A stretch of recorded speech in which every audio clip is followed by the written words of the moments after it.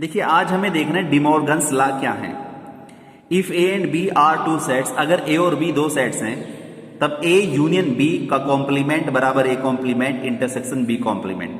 फिर एक दूसरा नियम है ए इंटरसेक्शन बी का कॉम्प्लीमेंट बराबर A complement union B complement. तो इनको किस प्रकार से हमें सिद्ध करना है, तो देखिए पहला नियम हम सिद्ध करते हैं, पहला डिमॉर्गन्स लॉ देखते हैं।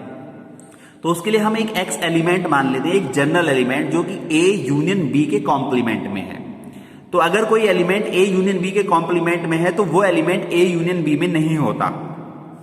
तो x belongs to A union B का कॉम्प्लीमेंट, तो अगली जो लाइन होगी वो होगी कि x does not belongs to A union B.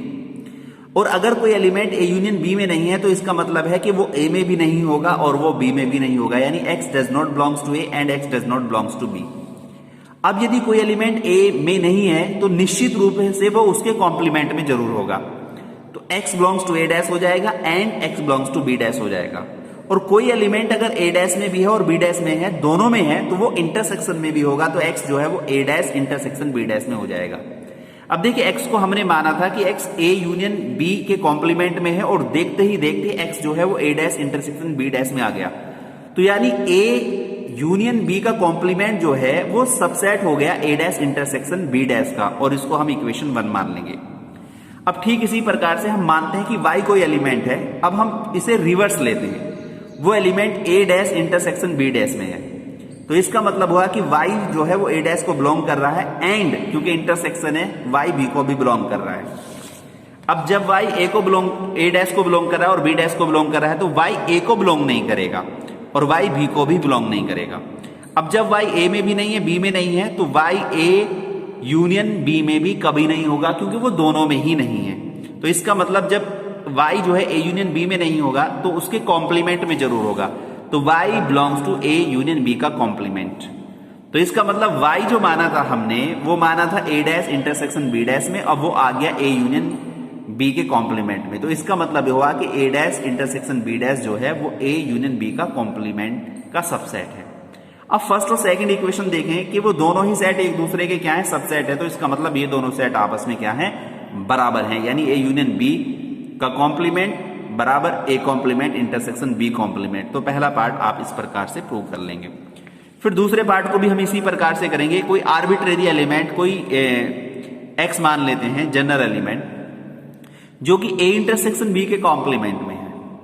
तो जब वो x ए इंटरसेक्शन बी के कॉम्प्लीमेंट में है तो x does not belong to A intersection B. x जो है ए इंटरसेक्शन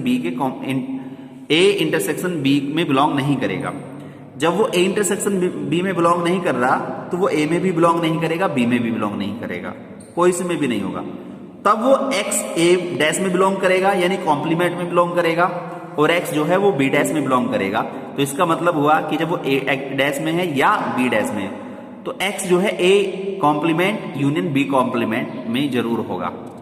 अब हमने x एक एलिमेंट a इंटरसेक्शन b के कॉम्प्लीमेंट में माना है और वही element a complement union b complement में आ गया। तो इसका मतलब हुआ कि a इंटरसेक्शन b का complement a dash union b dash का एक सबसेट हो गया। अब ठीक इसी प्रकार से एक y एलिमेंट मान लेते हैं जो कि a dash union b dash में है। तब y जो है a डैश में होगा या y b डैश में होगा। अब जब y a डैश में है तो y a में नहीं होगा, कॉम्प्लीमेंट में नहीं होगा, और जब y b डैश में है तो y b में नहीं होगा। और जब y ना तो a में है ना ही b में है तो निश्चित रूप से y a इंटरसेक्शन b में कभी नहीं हो सकता।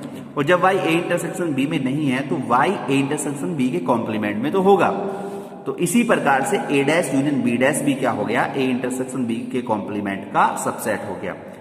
फर्स्ट और सेकंड से क्योंकि दोनों ही सेट्स एक दूसरे के क्या हैं, दोनों ही सेट एक दूसरे के सबसेट्स हैं, तो दोनों सेट्स आपस में बराबर हो जाएंगे। तो बेटा आज के वीडियो लेक्चर में इतना ही, धन्यवाद।